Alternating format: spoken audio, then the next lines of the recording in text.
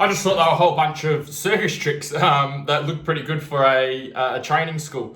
So like he was doing donuts with the front brake jammed on and leaning over the front and doing it one hand and going around in circles and doing jump backwards.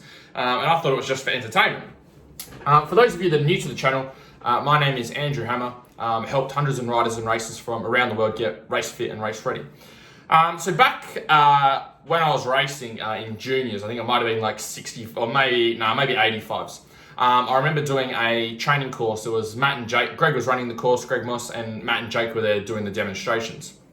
And so they were there, and the skill level that they had on the bike was absolutely insane. Like they were able to do like wheelies with the back mudguard scraping along and then go around in circles doing that. And just the level of bike control they were there doing at Chidlow. Shout out all my WA people. They were there like at Chidlow doing jumps backwards, okay, that were hard enough to do forwards, let alone doing them backwards, which is crazy. And so for me, when I was seeing that, I was just like, oh yeah, that's cool. You know, they do lots of riding. And for me, especially at that age, I just looked at them as tricks, you know, a bit of entertainment or, oh, that's cool. A bit like a basketball player being able to spin the ball on their finger for days on end.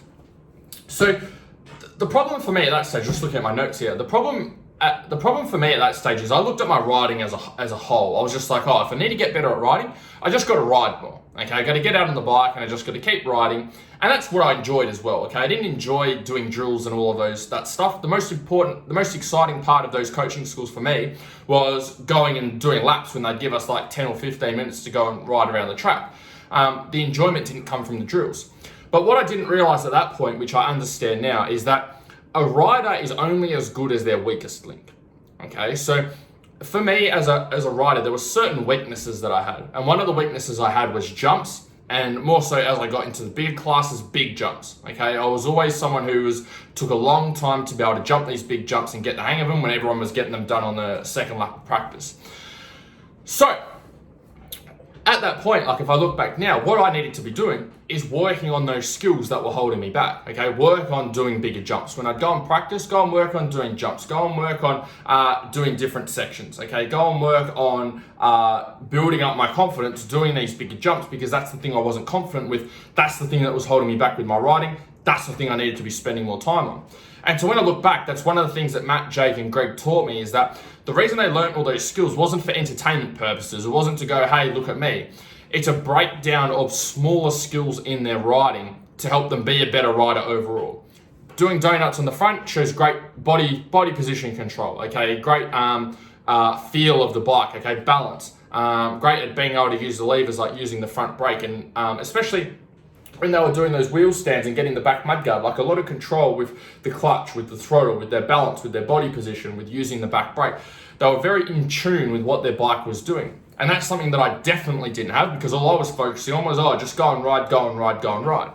So how do you fix this for your own riding? You've got to have a look at your own riding and have a look at what's the weakest link for you. Is it big jumps? Is it ruts? Is it sand corners? Maybe it's none of that. Maybe it's your energy levels. Okay, maybe your nutrition shit house and you don't even have the energy to be able to do a 10-minute ride. Maybe it's getting arm pump. Maybe you're dealing with cramping. Maybe you don't have the fitness, the endurance, and the stamina there. Okay, maybe you spend the first half of the ride going fast, and then you spend the second half of the race just trying to survive. And so that was definitely the case for me. There's plenty of skills things that I needed to work on, like big jumps, but one of the other areas that I needed to work on was the fitness side.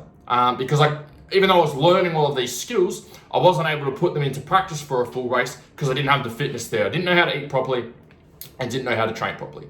So for you guys, find your weakest link and then find someone to either help you in those areas or do your own research to try and improve those areas so that you can be a better rider and get better results and ultimately enjoy your riding more. To get your kick started with that, I'm going to give you a copy of my free motocross cardio workouts. So that'll get you started with some training. I'll put the link below. You can grab a copy. Otherwise, if you'd like to work together towards a specific goal, I'll put the application link to work with me as well.